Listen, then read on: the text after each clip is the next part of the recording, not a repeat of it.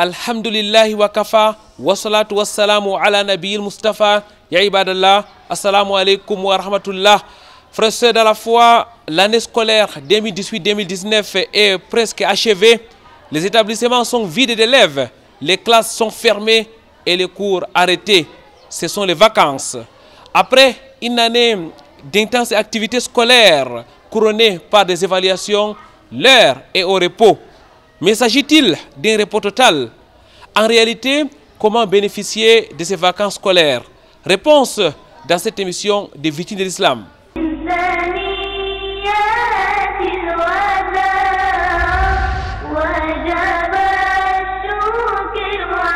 Très chers téléspectateurs, mesdames, mademoiselles, messieurs, bienvenue dans la cité politique du Cameroun, bienvenue à Yaoundé, bienvenue précisément dans l'enceinte de l'école Ali Imran où se déroule la 3e édition de la colonie islamique des vacances. Et vous l'avez remarqué, aujourd'hui, nous allons parler de comment profiter au maximum de ces vacances scolaires. Votre émission Victime de l'Islam, c'est bien sûr l'entretien, mais c'est aussi et surtout au cœur de la société et la psalmodie du Saint Al-Qur'an al-Karim. Pour commencer, écoutons la parole d'Allah, exalté soit-il.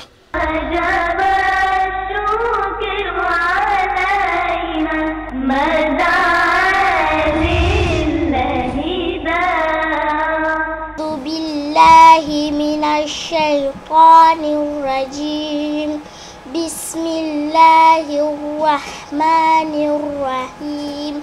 والضحى والليل إذا سجى ما ودعك ربك وما قلى وللآخرة خير لك من الأولى ولسوف يعطيك ربك فترضى ألم يجدك يتيما فآوى ووجدك ضالا فهدى ووجدك عائلا فأغنى فأما اليتيم فلا تقهر وأما السائل فلا تنهر وأما بنعمة ربك فحدث وجب الشكر علينا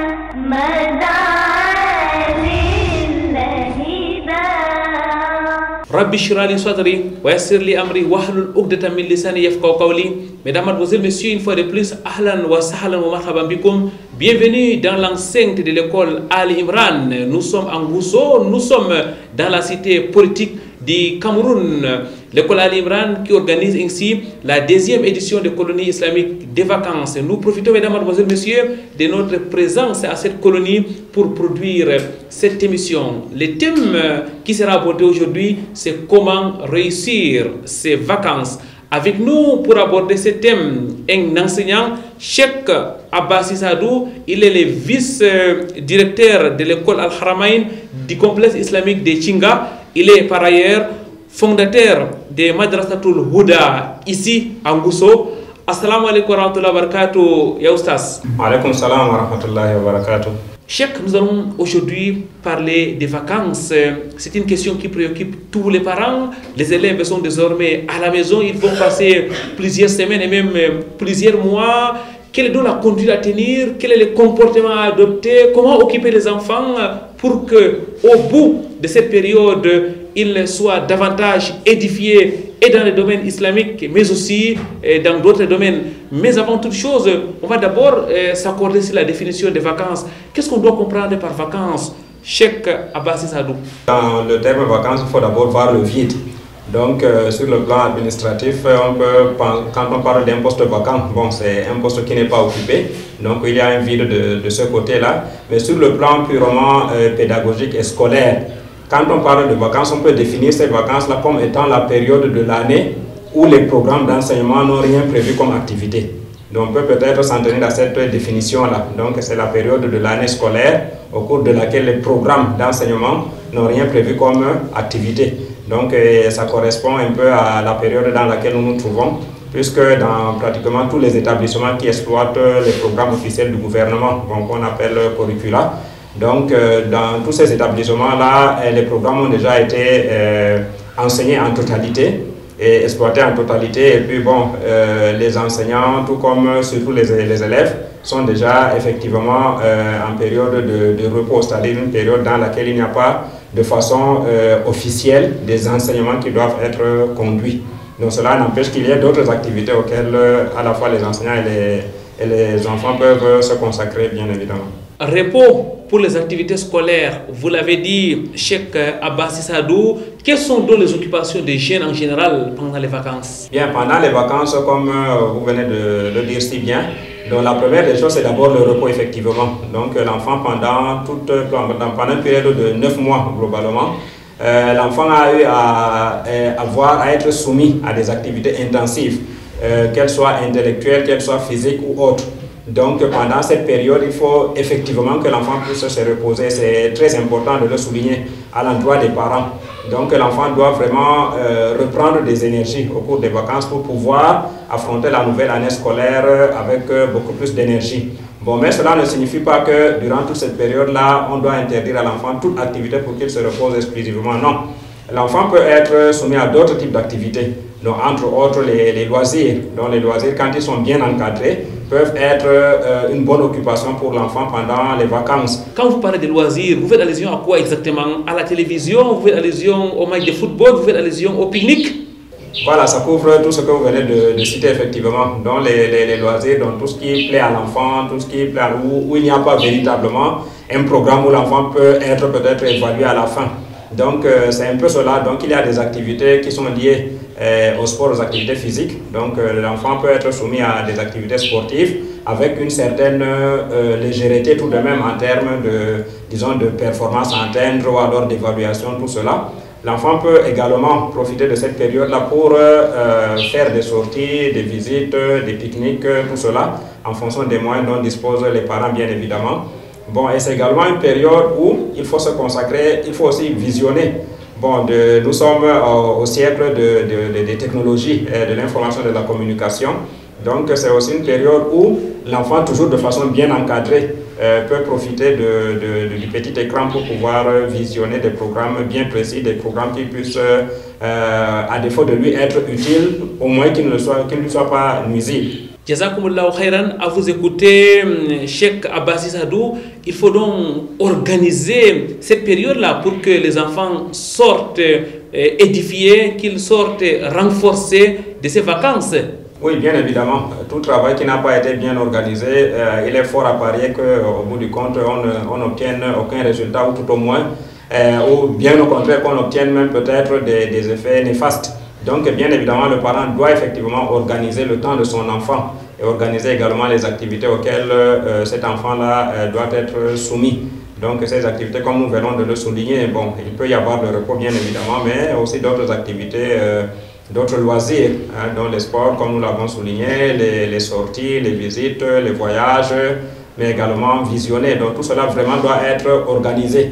Donc, le parent idéal aurait été celui-là qui prend le temps d'organiser à l'heure près le temps de son enfant durant les vacances. Donc c'est vraiment ça l'idéal. Bon, organiser, cela ne signifie pas qu'il faut non plus être très rigoureux avec l'enfant pendant cette période des vacances, parce que comme nous l'avons dit, ça doit être une période où l'enfant en quelque sorte se repose, qu'il ne ressente plus ce stress qu'il a tout au long des 9 mois de l'année scolaire, donc qu'il se décharge un peu de tout ce qui est comme pression. Bon, mais n'empêche, cela doit quand même être encadré, notamment quand on sait que il y a certaines activités qui peuvent être dangereuses pour l'enfant, à la fois pour ce qui est de son intégrité physique, mais également pour ce qui est de son côté mental et moral, surtout qu'il est encore en train de grandir. Cheikh Abbassi Sadou, vous avez dit que c'est les parents qui organisent. Il n'y a que les parents? Est-ce que les enfants ne doivent pas aussi être intégrés, ne doivent pas être consultés dans le cadre de l'organisation de leurs vacances? Il s'agit quand même après tout d'une période qui est la leur. Oui, c'est très bien dit. Donc les enfants, et même en période scolaire d'ailleurs, bon, les nouveaux programmes nous le disent, enfin les nouvelles méthodes d'enseignement nous le disent clairement. Donc l'enfant doit être partie prenante, même pendant les enseignements qu'il reçoit. Donc combien de fois pendant les vacances. Donc bien évidemment tout cela doit se faire en concertation. Donc l'enfant doit être impliqué d'une manière ou d'une autre dans l'organisation de ce temps-là. Donc l'idéal aurait été qu'on prévoit des activités qui soient plaisantes pour l'enfant, pour qu'il se sente vraiment à l'aise, pour qu'il puisse, entre guillemets, s'éclater, mais de façon encadrée. Donc l'enfant doit être impliqué effectivement. Bon, mais le parent est quand même le tout premier responsable de l'organisation du temps de l'enfant. Donc cela ne signifie pas qu'on doit avoir un programme bâclé où le parent doit s'asseoir là ou alors les deux parents doivent s'asseoir pour eux-mêmes sortir un programme sans toutefois consulter l'enfant. Non. C'est-à-dire l'enfant doit être impliqué. Et comme je l'ai dit tantôt, même pendant la période scolaire, l'enfant est toujours impliqué dans les apprentissages qu'il reçoit. Donc combien de fois pendant les vacances. Il faut donc un dialogue en quelque sorte entre les parents et les enfants pour constituer ces programmes. Oui, bien évidemment. Il faut un programme. Il faut qu'il y ait un certain dialogue qui s'instaure entre les deux parties, c'est-à-dire les concernés, à savoir les enfants eux-mêmes, et les parents qui doivent prendre en charge toutes ces activités-là, qui doivent les encadrer. Donc il faut effectivement qu'il y ait ce dialogue qui s'instaure, Inch'Allah. Jazakallahu khairan, barakallahu fik. Cheikh Abbas Issadou, on sait que pendant la période scolaire, les élèves sont occupés, ils vont à l'école tous les jours, parfois pendant les heures de la prière, ils sont en plein cours. Est-ce que la période de vacances n'est pas un moment idoine pour pouvoir renforcer et les apprentissages, mais aussi la pratique sur le plan spirituel? Il y a un peu de tout cela effectivement. Donc les vacances sont, tout à l'heure on a dit à l'entame de notre émission que pour ce qui concerne les activités auxquelles l'enfant peut être soumis pendant les vacances, donc, il y a ce repos et d'autres activités. Bon, il y a un élément qu'il faut également intégrer, à savoir le fait d'entretenir les connaissances acquises au cours de l'année scolaire. Donc là également, il faut l'intégrer dans le programme de l'enfant pendant les vacances. Et maintenant, il y a un autre point qui n'est pas suffisamment développé au cours de l'année scolaire, à savoir les programmes islamiques pour ce qui nous concerne, dont l'enseignement de l'islam aux enfants. Donc là également, les vacances peuvent être l'idéal en fait. L'idéal aurait été que tout au long de l'année, le parent puisse quand même aussi trouver le temps pour que ces connaissances islamiques, que cette formation spirituelle de l'enfant puisse être quelque chose de continu. Donc c'est vraiment l'idéal. Bon, mais nous savons que ce n'est pas toujours possible. Et notamment dans certaines localités où on n'a pas peut-être de structure ou alors de personnes qui peuvent venir entretenir ces enfants-là du point de vue spirituel. Donc notamment pour ce genre de parents-là qui ont des enfants qui n'ont pas la possibilité tout au long de l'année scolaire d'entretenir les connaissances islamiques de leurs enfants, bien évidemment, il faudra maximiser pendant les vacances. Maximiser pour que l'enfant puisse avoir le plus grand bagage possible en ce qui concerne sa religion et donc l'islam. Jazakumullahu khairan, barakallahu fik. Mesdames, mademoiselles, messieurs, nous allons à présent marquer une pause. Nous allons vous rejoindre chez vous, autour de vous, au cœur de la société.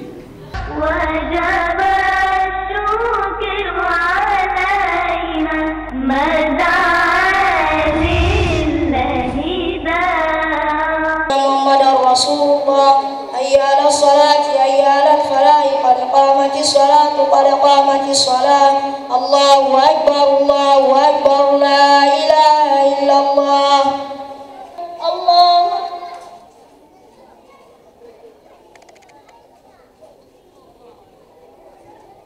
سمع الله لمن حمده الله وبركاته وعليكم السلام ورحمة الله وبركاته كيف حالك؟ أنا بخير والحمد لله وأنت؟ أنا كذلك ما اسمك؟ Entre lecture coranique, démonstration des prières, prêches et invocations parfaitement illustrées, les élèves de l'école Al-Aqsa ont émerveillé de leur savoir-faire, un savoir-faire mis en avant à l'occasion de la clôture de l'année académique 2018-2019. في مدرستنا الأقصى الابتدائية نحن الحمد لله في هذا العام ما واجهنا مشكلات تذكر، ولكن الذي نطلب من الإخوة الآباء يعني أن يساندونا في تربية الأولاد، لأن المدرسة فقط لا يمكن أن تؤدي أن تصل إلى النجاح الكامل. لابد الآباء أن يشاركوا معنا بمعنى المتابعة وثم توفير أدوات المدرسية للولد، وأيضا يعني تقديم الرسوم، دفع الرسوم. كثير من الآباء لا يقدمون الرسوم، لأن المدرسة هذه هي تنتج وتنفق ليس لها مصدر خارجي. إذا لأجل هذا نحن نرجو من الآباء أن يحاولوا قدر الإمكان أن يقدموا يعني أن يدفعوا الرسومات الواجبة. shine yau nan aka yi taro na ƙarshe na raba ma yara sakamakon jarrabawan da suka yi, shine muka yi yau nan a wannan farfajiya. Kuma abu na biyu da muke so mu jawo hankalin iyaye shine iyaye su san cewa dole ne ƴaƴanmu su koyi addinin mu, domin bayan da za a yi ɗanka ya zama cewa bai san addinin ka ba. In ɗanka ya zama cewa bai san addini ba to kai ne mai babban asara. Don me sa? Domin annabi sallallahu alaihi wasallam ya nuna mana cewa idan mutum ya mutu aikinsa na kwarai gaba ɗaya suna tsayewa sai dai abu guda uku. Daga cikin abubuwa guda uku da annabi sallallahu alaihi wasallam ya faɗi yace daga ciki akwai ɗa salihi wanda yake maka addu'a. Pour magnifier cette belle clôture, plusieurs imams et dignitaires ont honoré de leur présence. Pour les parents, c'est la plus grande satisfaction. La cérémonie s'est bien passée et mes sentiments ne peuvent être que les meilleurs. Étant parent d'élèves, étant président de l'APE, l'organisation a été parfaite. Bon, nous nous réjouissons vraiment de ce succès. Pour les élèves qui prennent la route des vacances, bulletin en main, la joie n'était pas du reste. Je remercie les parents de nous avoir inscrits dans cette école pour qu'on soit bien formés en arabe, qu'on devienne musulmans. On enseigne aussi nos suivants. Je remercie beaucoup les parents et les oussas de nous avoir formés. Plus de 2 décennies déjà que l'école Al-Aqsa contribue à l'instruction et à l'éducation des tout petits venus de tous bords.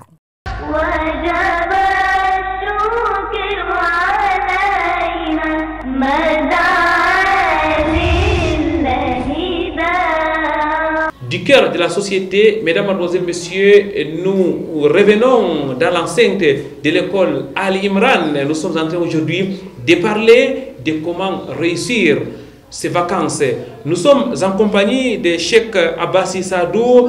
Cheikh, tout à l'heure, vous l'avez dit, la période de vacances scolaires est une période par excellence pour renforcer ses capacités spirituelles.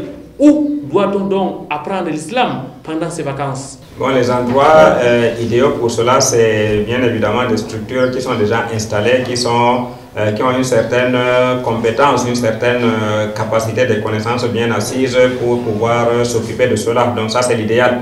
Et alhamdoulilah, dans beaucoup de quartiers, à la fois de la ville de Yaoundé, mais aussi d'ailleurs, on a quand même beaucoup de madaris, de madrasas, qui ont ces programmes-là. Pendant les vacances, on renforce la spiritualité des enfants, où on a des enseignements islamiques qu'on prodigue à ces enfants-là, où on les accompagne même en réalité à vivre et à enrichir encore davantage leur côté spirituel. Donc l'idéal c'est cela, c'est-à-dire d'avoir une structure qui s'occupe de cela et une structure vers laquelle on va donc, où le parent va envoyer son enfant pour suivre ces programmes-là. Et cela d'autant plus que dans ce genre de structure, il y a non seulement les connaissances elles-mêmes ou alors les compétences elles-mêmes que l'enfant va acquérir, mais il y a aussi la sociabilité de l'enfant et avec d'autres enfants, donc ça permet là également de cultiver un peu ce vivre ensemble-là qui nous est très cher. Donc c'est vraiment ça l'idéal. Bon, maintenant, à défaut, un parent peut se retrouver dans un quartier où on n'a pas ce genre de structure. Bon, là, l'autre solution consisterait peut-être à faire venir un enseignant carrément à la maison, dont beaucoup le font, un enseignant islamique qui viendra donc entretenir les enfants, leur enseigner toutes les connaissances islamiques nécessaires et conformes à leur âge. Donc ça peut aussi être une autre solution. Bon, mais peut-être une troisième solution que certains parents peut-être adoptent à défaut de pouvoir trouver mieux, c'est par exemple de s'en tenir au programme des médias. Donc là également, ce n'est pas une mauvaise chose quand on a vraiment un média de confiance, un média qu'on sait maîtriser ce côté des choses-là. Donc simplement de ce côté, il faut vraiment avoir des compétences pour pouvoir déjà évaluer la capacité du média en question, qu'il s'agisse de la radio, de la télévision ou alors même encore de l'internet et de tous les réseaux que nous connaissons en ce moment. Donc de ce côté-là, ça devrait quand même plutôt être encadré par le parent et notamment par quelqu'un qui s'y connaît un tout petit peu. Donc c'est aux parents de faire les choix en fonction de leur environnement. Voilà, donc en fonction de ce que l'environnement offre aux parents, donc il va donc faire un choix. Je reviens toujours sur ce que vous disiez tout à l'heure, à savoir l'implication de l'enfant. Donc en fonction de ce qui est disponible dans l'environnement, donc le parent va se concerter avec son enfant. Bon, bien évidemment, l'autorité parentale doit vraiment être de rigueur sur ce plan-là, puisque de toute façon l'enfant, lui, il agit davantage par le cœur que par autre chose. Donc maintenant, c'est à toi le parent de savoir qu'est-ce qui est vraiment bon pour l'enfant et qu'est-ce qui ne l'est pas. Donc il faut quand même que le dernier mot revienne aux parents. On ne doit pas simplement suivre ce qui plaît à l'enfant et puis bon. Non. Et depuis quelques années, il faut les relever. Nous observons les colonies de vacances, que ce soit ici dans la ville de Yaoundé et même dans la partie septentrionale du Cameroun. Ici à Yaoundé, par exemple, l'école Ali Imran qui nous accueille aujourd'hui est en train d'organiser les colonies de vacances islamiques. Oustaz Abbassi Sadou, quels sont les mérites de ces colonies de vacances? Le principal mérite des colonies de vacances, c'est que l'enfant se retrouve dans un environnement exclusivement islamique. Et notamment pour le cas des enfants qui n'ont pas l'opportunité au cours de l'année scolaire d'avoir des enseignements islamiques, c'est vraiment très bénéfique pour eux. Pourquoi? Parce que là, ça leur fait en quelque sorte un stage bloqué.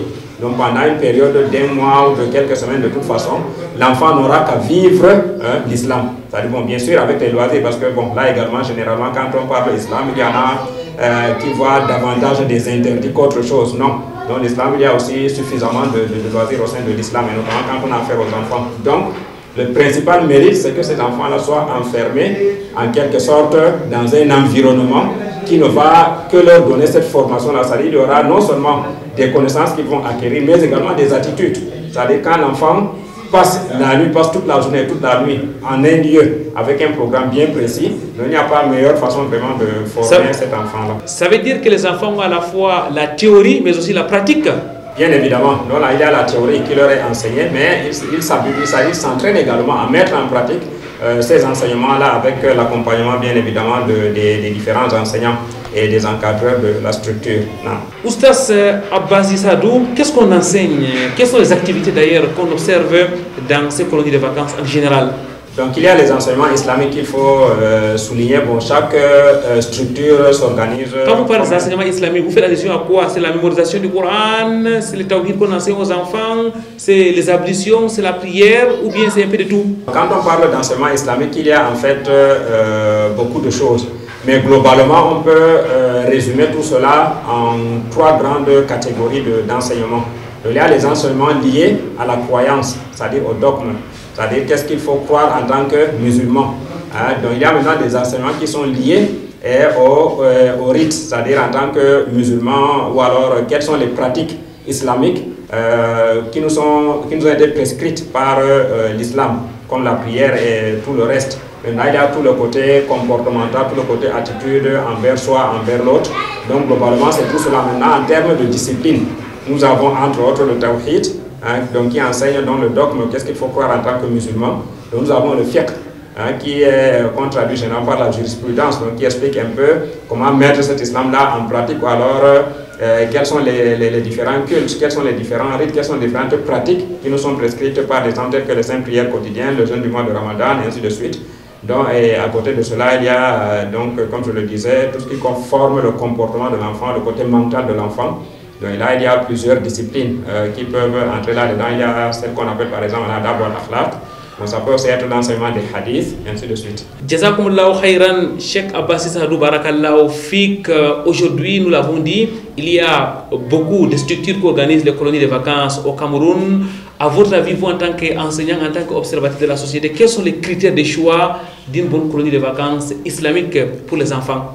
Donc le premier critère et le plus important à mon sens, c'est d'abord la qualité des tenants de la structure qui offre ce service-là. C'est-à-dire qu'il faut qu'on soit quand même sûr que ceux-là qui organisent ces colonies de vacances sont des gens qui sont intègres, que sont des gens qui maîtrisent vraiment l'islam, parce qu'il ne faut pas aussi qu'on confie nos enfants à des gens qui se présentent comme étant peut-être des enseignants d'islam, mais qui en réalité enseignent autre chose que ce que l'islam même nous demande d'enseigner. Bon, et là, je parle en connaissance de cause. Donc, on a connu des structures au sein desquelles, en réalité, bon, on est supposé enseigner l'islam ou carrément c'est autre chose. Donc, il y a cela. Donc, le premier critère, c'est d'abord la qualité des tenants de ces structures-là. Bon, maintenant, on peut voir le programme lui-même, c'est-à-dire qu'est-ce que le programme prévoit au cours de, disons, de toute la période où les enfants seront à l'intérieur de cette colonie de vacances-là. Donc là également, il faut que dans ces programmes-là, qu'on ait bien évidemment les enseignements islamiques, mais qu'il y ait aussi des loisirs qui eux-mêmes puissent être, à défaut d'être des loisirs instructifs et éducatifs, qu'ils soient tout au moins des loisirs qui puissent ne pas être nocifs pour le côté mental, la formation mentale de l'enfant. Est-ce qu'il ne faudrait pas aussi intégrer les critères des lieux? Par exemple, est-il mieux d'envoyer son enfant dans une autre ville ou bien dans la ville où on réside? Moi, je pense que peut-être ce côté-là ce critère-là n'est peut-être pas tellement important dans la mesure où, quand l'enfant est en colonie de vacances, il est logé, il est donc, bref, il est tout simplement dans un autre environnement. Donc, que ça soit proche de chez soi ou alors très loin de chez soi, bon, je pense que ce n'est pas tellement important. Bon, l'essentiel est qu'il y ait quand même une certaine accessibilité du parent à cette structure-là en cas de besoin. Et d'ailleurs, beaucoup de structures s'organisent pour que, de façon périodique, que les parents eux-mêmes descendent sur le terrain, venir voir un peu ce que leurs enfants vivent dans ces colonies-là. Donc, dès lors que cela est rendu possible, je me dis que la distance importe peu en réalité. Donc, dès que l'accessibilité est garantie aux parents, la distance, à mon avis, importe peu. Jazakallah khairan, barakallahu fik, Cheikh Abbassi Sadou. Mesdames, mademoiselles, messieurs, dans la ville de Yaoundé, l'école Al-Imran organise les colonies islamiques de vacances. Dans la rubrique Au cœur de la société, nous vous offrons un reportage spécial. Suivez plutôt.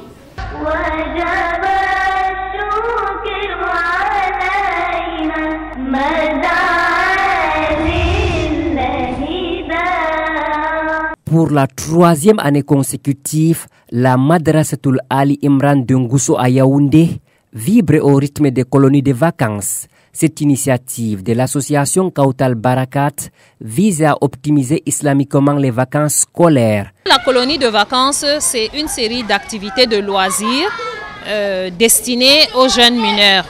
Et dans notre cadre, nous avons choisi de faire la colonie de vacances dite islamique, que nous avons baptisé Islam Kolo. Donc dans la Madrasa Ali Imran, nous avons eu pour coutume de faire Islam Kolo. Nous sommes à notre troisième édition. Donc cette année, c'est Islam Kolo 2019.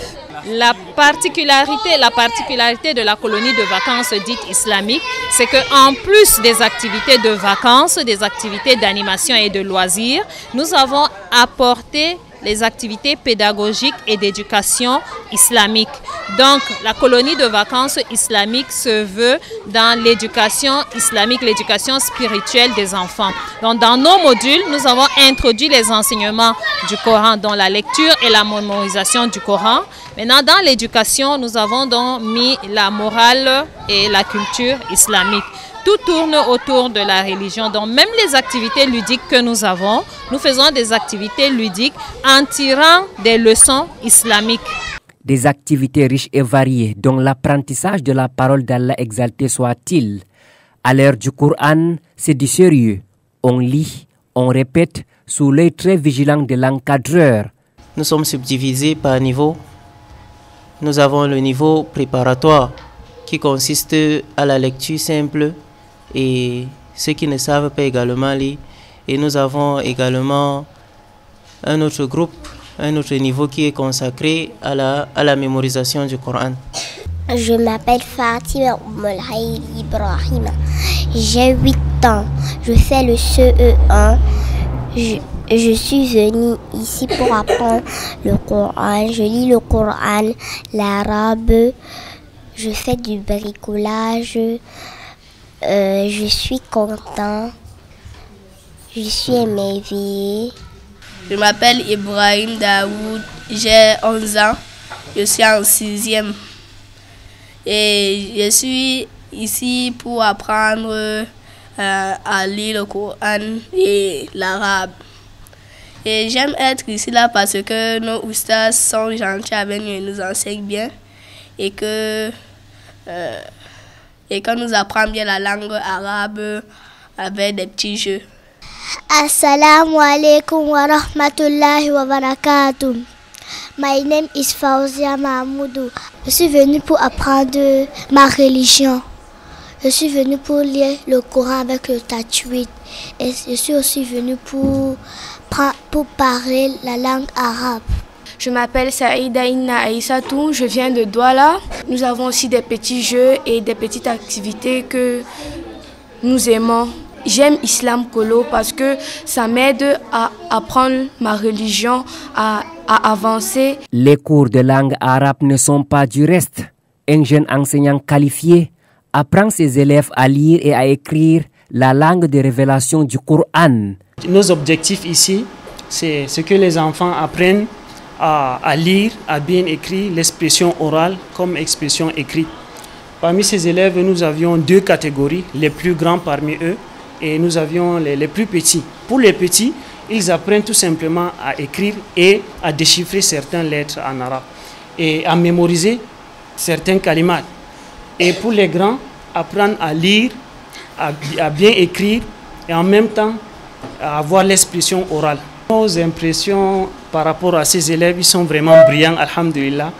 Et nous savions que ce sont vraiment des enfants. Et parfois, ils aiment le jeu. Et lorsqu'on donne cours, on ne doit pas être tellement regardant au niveau de leurs attitudes. Et lorsqu'ils répondent aux questions, on doit être indulgent. Islam Kolo de la Madrasatul Ali Imran, c'est aussi les activités récréatives. Ici, on apprend dans le jeu. Dans notre atelier, on fait plusieurs activités. On fait par exemple du secourisme, on fait les premiers soins dans la maison sans médicaments parce que ce sont des enfants, il ne faut pas les exposer aux médicaments. On fait également des activités de bricolage. Par exemple, sur la table là, on a essayé de faire le recyclage des objets à la maison qui ne servent plus à rien, mais on les recycle pour pouvoir faire d'autres usages. On fait également des histoires des prophètes, on les lit des histoires, on essaye de mettre cela en scène par des petits sketchs. Que puis-je faire pour vous, ô Sa Majesté? Hier, j'ai fait un songe horrible. Quel est ce songe, ô Sa Majesté? J'ai vu une boule de feu qui venait de Al-Qudus. Parfois on saute, on court, on rigole entre frères et sœurs. C'est aussi ça les vacances.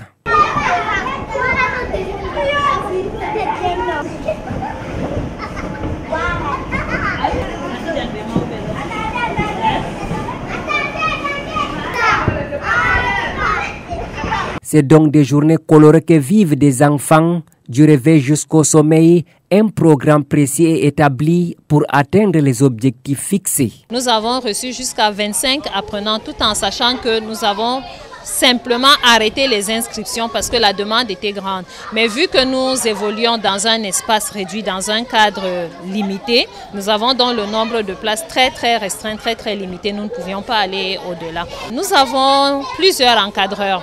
Dans la pédagogie, nous avons 2 enseignants pour le Coran, un enseignant pour la langue arabe. Nous avons une animatrice de jeunesse avec 2 assistantes. Et nous avons également pour les internes, parce que cette année, nous avons 2 options.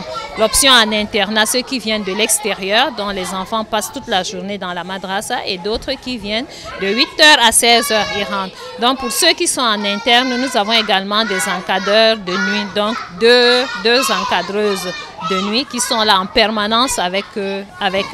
Débuté le 8 juin dernier, Islam Kolo 2019 s'achèvera le samedi 10 juillet, Inch'Allah. Voici un bel exemple d'occupation des vacanciers à suivre.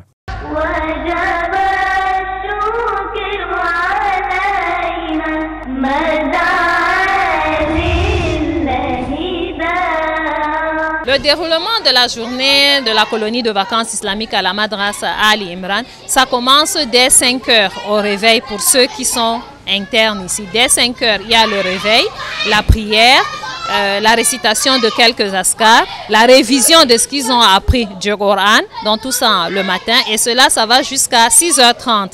Après cela, il leur faut une petite pause, ils peuvent aller se rendormir après avoir récité leur askar, de 6h30 à 7h30, où ils se lèvent pour faire la toilette et s'apprêter pour débuter leur journée d'enseignement.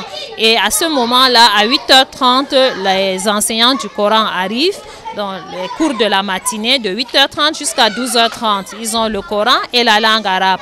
Ensuite, ils ont la pause, la prière, l'heure déjeuner qui leur est servie, une petite pause en salle pour reposer l'organisme. Et puis dans l'après-midi, à partir de 15h, après la sieste, à partir de 15h, ils commencent des activités ludo-éducatives ou des activités de motricité. Donc les activités sont faites au choix des apprenants. Ils ont plusieurs activités qui leur est présentées et chacun va dans l'atelier qui lui semble le plus adapté ou l'atelier qui va l'intéresser à ce moment-là. Et ça jusqu'à 16h, l'heure de la prière de As. Les activités sont une fois de plus suspendues pour passer à la prière de As. Après la prière de As, c'est l'heure du goûter. Ils prennent leur goûter tous ensemble, même avec les externes, ils prennent les goûters. Et les externes prennent congé. Nous continuons les activités avec les internes. Après, dans leur goûter, place maintenant à la toilette du soir à partir de 17h.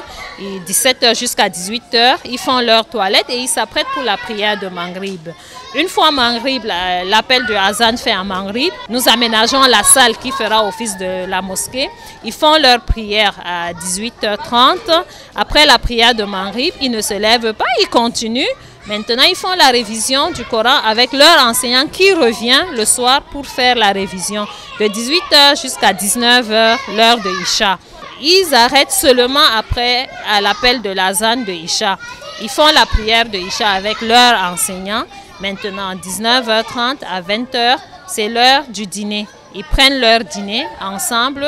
L'enseignant prend congé et maintenant ils ont le temps de se reposer, le temps de lire des contes ou le temps de voir des projections cinématographiques que nous faisons sur la sira du prophète Mohammed sallallahu alayhi wa sallam ou les autres enseignements des autres prophètes ou des histoires racontées dans le Coran. Et ainsi jusqu'à 21h30 qui est l'heure du coucher. À partir de 21h déjà, les encadreuses les orientent vers les toilettes pour le brossage des dents. Ils doivent arranger leur lit, ils doivent lire leur askar, comment quand ils vont au lit, ainsi de suite. Ils font le brossage et puis ils viennent dans la chambre, ils lisent leur askar ou non. Et 21h30 précise, on éteint la lumière et le calme complet, c'est le sommeil. Et jusqu'à 5h encore où on va les réveiller et la journée recommence.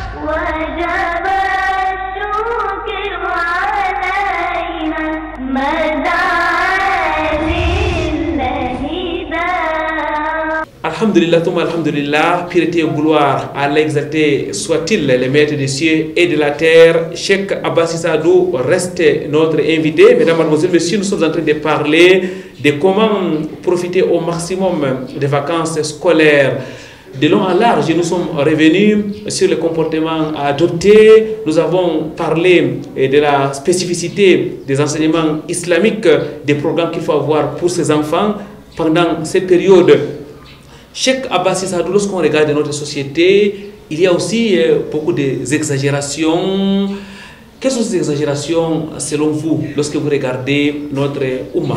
Donc moi, je peux peut-être classer ces exagérations-là en deux catégories, c'est-à-dire des exagérations dans l'accomplissement du bien lui-même, et puis maintenant des exagérations qui vont au-delà de l'accomplissement du bien.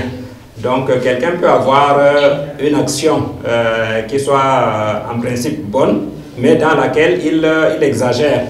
Donc par exemple, on ne peut pas exiger de quelqu'un, d'une personne, qu'elle soit d'ailleurs adulte ou mineure, qu'elle jeûne durant toute l'année. Donc là, bien évidemment, c'est une exagération.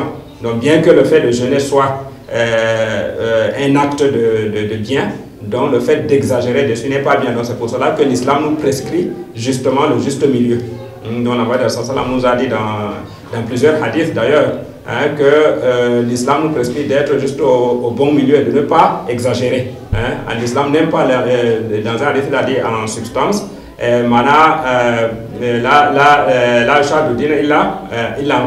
c'est-à-dire quiconque essaye de rendre l'islam dur, c'est-à-dire d'être dur envers lui-même par rapport à son islam, bon, en fin de compte, il sera dominé. Il faut donc éviter les extrêmes en quelque sorte. Voilà, il faut vraiment éviter les extrêmes. Et maintenant, il faut éviter l'autre côté, c'est-à-dire le côté du mal, où on sort carrément c'est-à-dire du cercle de ce qui est permis pour aller de l'autre côté. Et là, c'est tous les fléaux que nous connaissons et sur lesquels la société elle-même est unanime que ce ne sont pas de bonnes choses. Donc pour celle-là, il n'y a peut-être pas grand-chose à dire dans la mesure où tout le monde sait que ce ne sont pas de bonnes choses. Vous parlez de quoi exactement, Cheikh Abbassi Sadou? Donc tous les fléaux sociaux que nous connaissons, donc, en termes, entre autres, de consommation de certaines substances qui peuvent être nocives à l'enfant, dont le fait que l'enfant ou même l'adulte participe à certaines activités qui sont nocives pour lui-même, pour son côté physique ou alors pour son côté mental. Donc tout cela constitue vraiment des choses qu'il faut absolument éviter.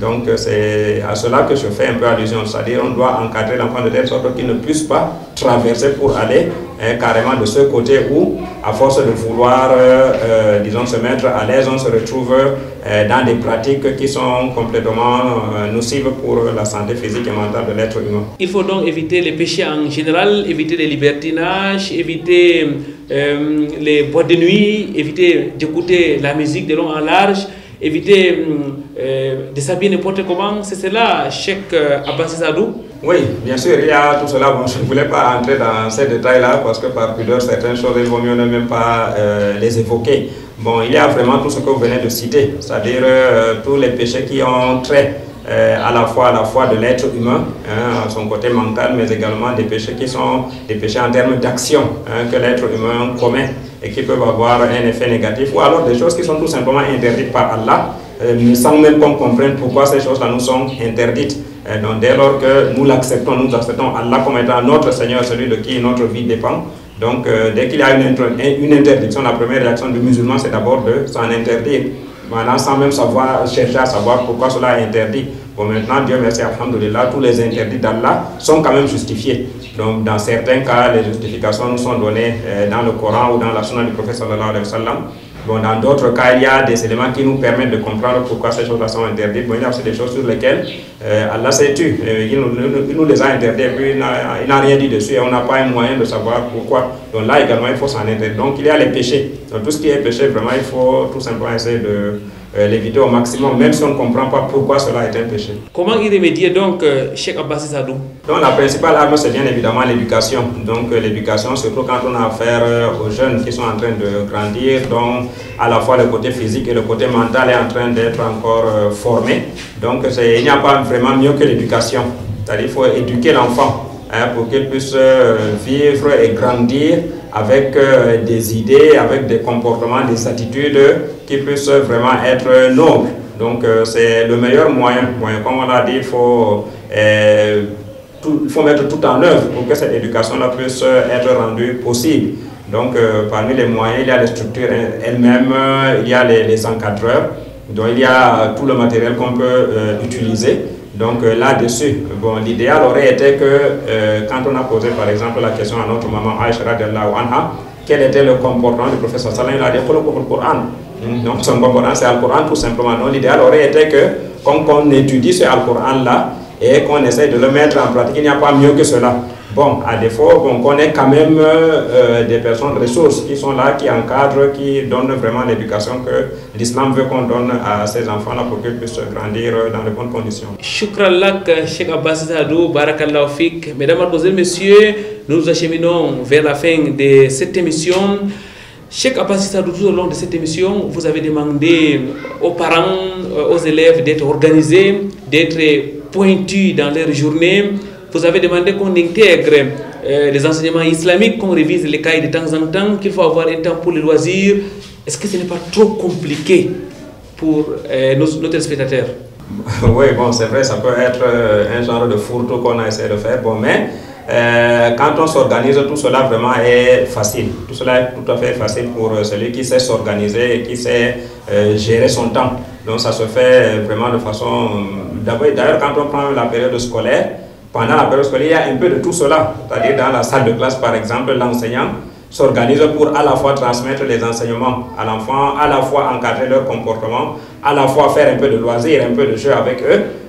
Il y a le sport, même en période scolaire. Bon, il y a d'autres types. Donc tout cela, et l'enseignant réussit à le faire pendant un temps peut-être de 4 à 5 heures par jour. Donc il réussit à faire tout cela. Donc pourquoi pas, maintenant que les enfants sont un peu dégagés, délestés tout ce qui est contrainte scolaire. Bon, c'est vrai, nous avons dit que cela ne signifie pas qu'on doit mettre carrément de côté les cahiers et les livres. Non, ce n'est pas cela. Bon, mais au moins, les choses sont plus simplifiées, plus légères pendant les vacances. Donc, un parent bien organisé peut vraiment faire cela. Bon, à défaut, on peut bien sûr confier l'enfant à une structure qui a un programme qui puisse être le plus large possible, le plus complet possible.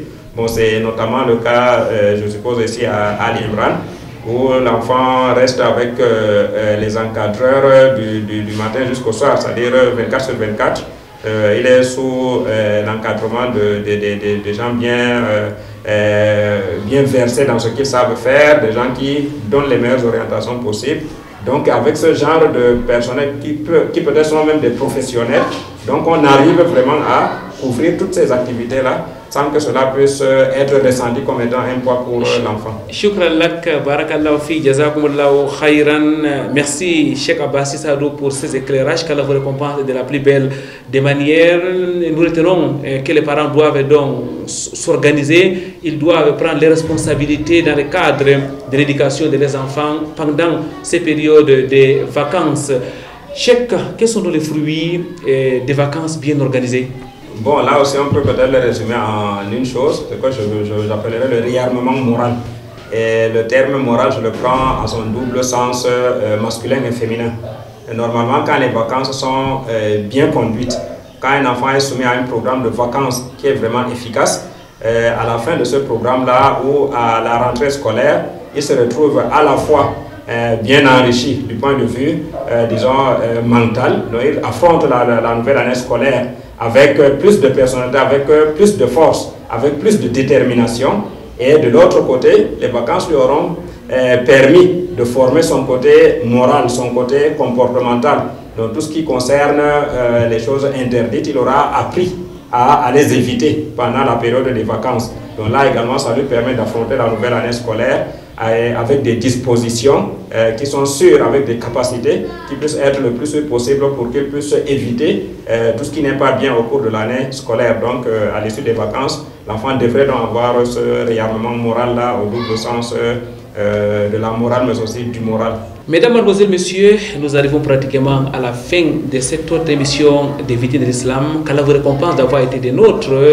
Mais nous allons rester dans la tradition de ce programme en prenant les derniers mots de notre invité, tout en vous remerciant, Cheikh Abbassi Sadou. Je rappelle que vous êtes vice-directeur de l'école Al-Haramain du complexe islamique de Tchinga. Vous êtes aussi fondateur de Madrasatul Houda. C'est ici au quartier Gousso, dans la ville de Yaoundé. Un dernier message à l'endroit de nos téléspectateurs? Alhamdulillah, le fait déjà d'avoir ce genre d'émission qui puisse nous orienter sur des sujets importants de notre vie, c'est déjà une très bonne chose. Donc maintenant, le téléspectateur, c'est qu'on peut donner comme conseil, c'est avant toute chose de craindre Allah. Vraiment de craindre Allah et de savoir que nous ne sommes pas venus dans cette vie pour vivre comme nous l'entendons, mener la vie que nous voulons. Et puis ensuite, quand on meurt et puis les choses sont terminées, non. Donc c'est d'abord la crainte d'Allah subhanahu wa ta'ala et ensuite de se conformer au livre d'Allah subhanahu wa ta'ala et à la sunna du prophète sallallahu alayhi wa sallam. Et cela, on ne peut le trouver que dans des structures sûres, des structures de confiance, des structures intègres qui nous donnent ces enseignements-là. Donc j'invite vraiment les téléspectateurs, notamment les parents, à prendre toutes les dispositions, à assumer leurs responsabilités concernant l'éducation de leurs enfants pour qu'ils aient vraiment cette éducation-là, cette éducation islamique. Pourquoi? Parce que dans tous les cas, ils seront questionnés. L'envoyé de Sallam nous a dit dans un hadith, donc chacun d'entre vous est responsable à un dépôt et il va rendre compte par rapport à la chose sur laquelle Allah l'a rendu responsable. Donc là-dessus, vraiment, les parents devraient faire preuve de beaucoup de sérieux, faire montre de beaucoup de responsabilité dans tout ce qu'ils entreprennent et qu'ils sachent qu'ils ont des comptes à rendre. Les parents auront donc des comptes à rendre devant Allah exalté soit-il. Mesdames, Mademoiselles, Messieurs, nous retenons de la conclusion de notre invité, il faut craindre Allah exalté soit-il où que nous soyons. Craignons Allah pendant la période scolaire, mais aussi pendant ces moments de vacances. Et le prophète Mohammed sallallahu alayhi wa sallam, dans le sens de notre hadith, dit profitez de trois choses avant trois autres. Profitez de la jeunesse avant la vieillesse, profitez de la santé avant la maladie, profitez du temps libre avant que vous ne soyez occupés. Vous êtes donc des vacanciers jeunes, en bonne santé, vous avez un temps libre devant vous, alors maximisez, profitez au maximum pour qu'au bout de cette période, vous soyez édifiés par rapport à l'islam, par rapport à la pratique de ce que le prophète Mohammed sallallahu alayhi wa sallam nous a enseigné. Très chers téléspectateurs, nous disons aussi merci à Lick Vondo qui a assuré la partie technique de cette émission. Merci aux responsables de l'école Al Imran qui nous ont accueillis. Sur ce, nous vous donnons rendez-vous vendredi prochain lorsqu'il sera 16h30 heure du Cameroun ou à 6h30 le samedi. D'ici là, wa'tasimu bihablillahi jami'an wa la tafarraqu. Cramponnez-vous sur les câbles d'Allah et ne vous divisez point. Subhanakallahumma wa bihamdik, nashhadu an la ilaha illa anta nastaghfiruka wa natubu ilayk. À vendredi prochain donc, Inch'Allah.